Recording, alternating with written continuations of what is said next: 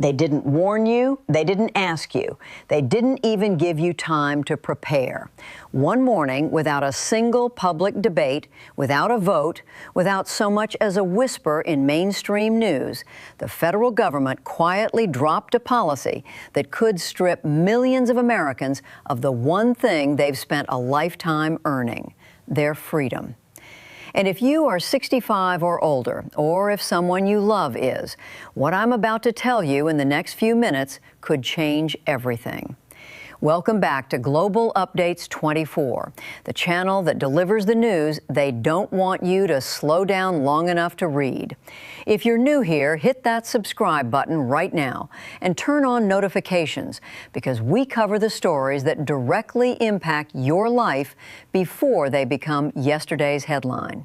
And if this video matters to you, like it, share it with your family, and let's make sure every senior in America sees this before February 2026.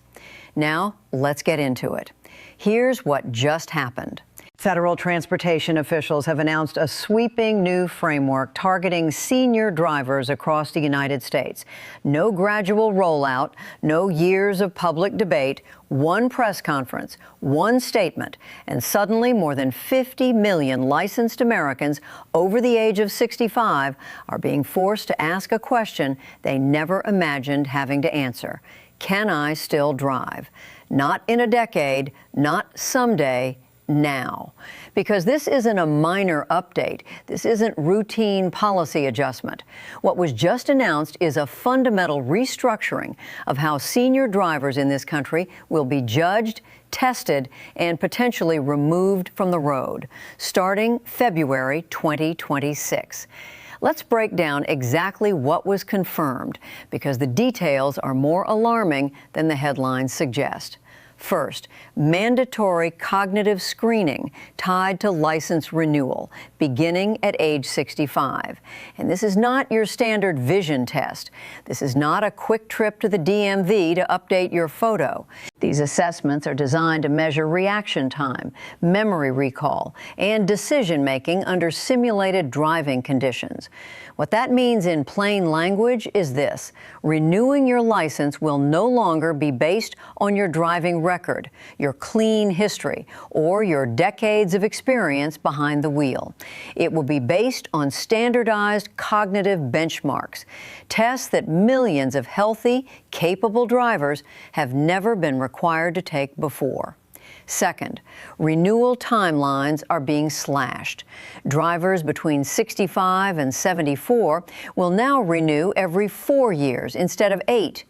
Drivers 75 and older will face renewal every 2 years.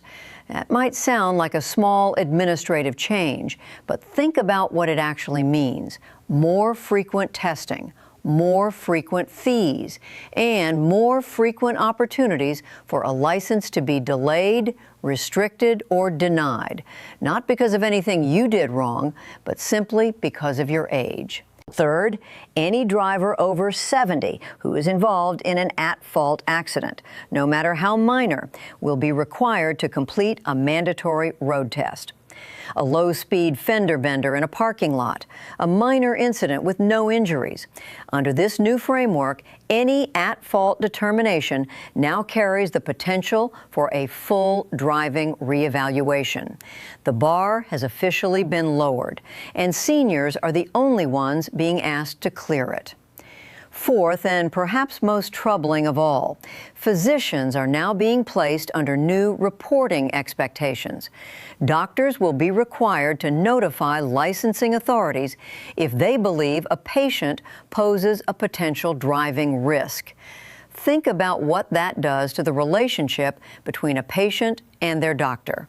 Suddenly, an honest conversation about your health carries the risk of losing your license. Trust erodes. People stop talking.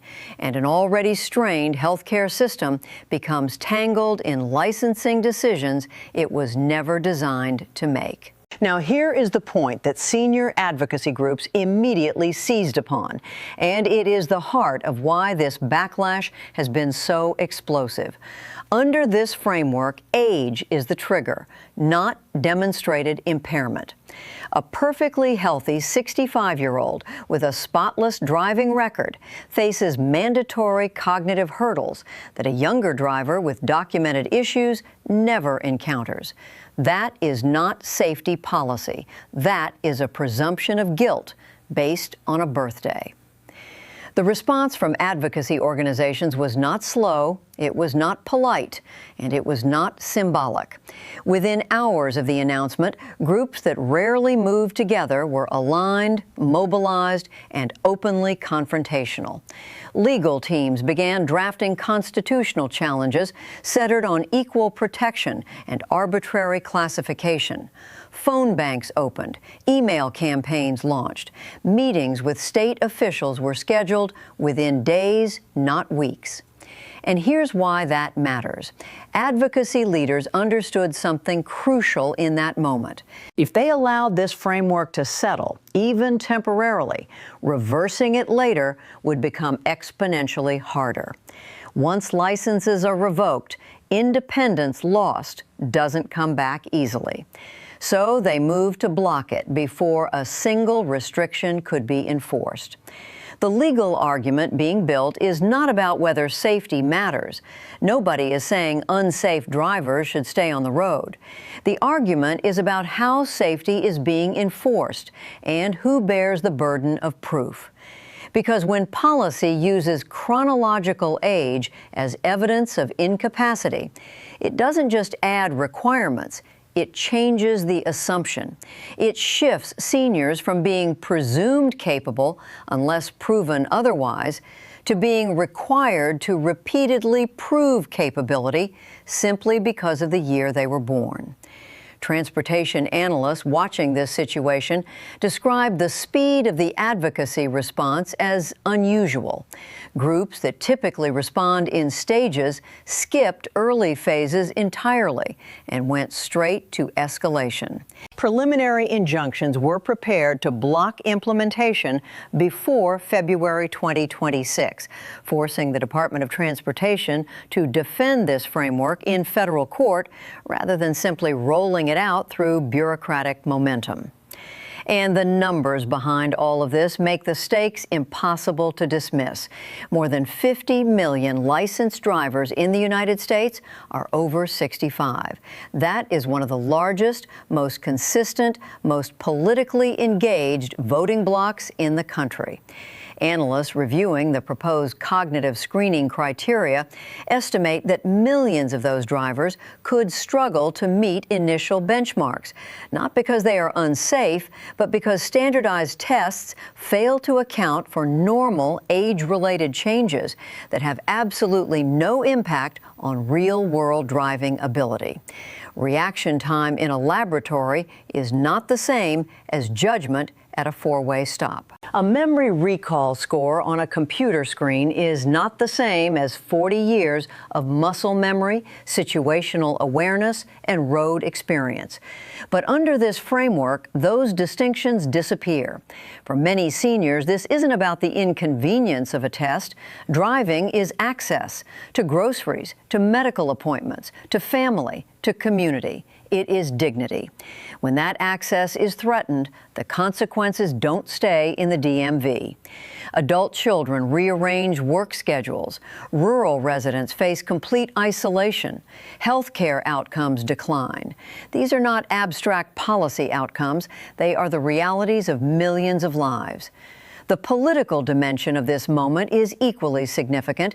This announcement did not arrive in a vacuum. It landed during a period of intense pressure on federal transportation leadership, with safety advocates demanding stricter oversight, while rural lawmakers warned that aggressive restrictions would devastate communities with no public transportation alternatives. Medical associations are pushing back on the physician reporting requirements, questioning both the science behind the cognitive testing models and the ethical complications of tying doctor-patient conversations to licensing decisions. And looming over all of it is an election cycle in which regulatory overreach has become a flashpoint. Congressional staffers are now monitoring this situation with serious attention, fully aware that any policy affecting tens of millions of older voters carries enormous electoral consequences. Emergency hearings are reportedly being scheduled. Legislators who previously signaled support for similar measures are suddenly going quiet. And officials inside the Department of Transportation, who expected to control this narrative as a public safety initiative, now find themselves defending the timing, the scope, and the fundamental fairness of their approach. The silence coming out of Washington right now is telling. When regulators go quiet after an announcement this big, it does not mean they are backing down. It means they are recalculating. They are weighing three deeply uncomfortable options: scale back the framework and appear weak, delay implementation and invite legal scrutiny, or push forward unchanged and face a prolonged court battle that could last for years. Senior advocates understand this moment perfectly. Their strategy is not to wait and react. It is to remain visible, vocal, and relentless, ensuring that every decision maker understands this will not fade from public attention. Every vote, every statement, every procedural maneuver will be remembered. Because for seniors, this is not an abstract debate about transportation safety. It is about whether a lifetime of responsibility ends with a presumption of incompetence. It is about whether independence is a right or a privilege that must be constantly re-earned. And it is about whether policy is built around individuals or around statistics that erase them. The Department of Transportation may have expected debate. What it did not expect was this level of unified, precise, and relentless resistance. What it did not expect was for this issue to become a symbol of something far larger than driving, a national conversation about how society values experience, how it balances safety with dignity, and how it decides who gets to keep control over their own lives. February 2026 is not far away. The decisions made in the next few weeks will determine what that date actually means for millions of Americans, whether it marks the start of sweeping restrictions, a delayed rollout under heavy scrutiny, or a policy that collapsed under the weight of its own overreach. That outcome is still being written. But one thing is already decided. Seniors have drawn a line. They have shown they will not accept the quiet erosion of independence. They have reminded Washington that they are organized, informed, and engaged. And they have made it absolutely clear. The Department of Transportation learned this week that seniors do not surrender freedom without a fight. That's the full story, and it is far from over. If this video gave you clarity, if it made you feel like you understand what's actually happening, do one thing right now. Share this with someone who needs to know. Hit that like button so this reaches more people. And if you haven't subscribed to Global Updates 24 yet, now is the time. We are here every day, bringing you the stories that matter, explained the way they should be, clearly, completely, and without the spin. I'll see you in the next one.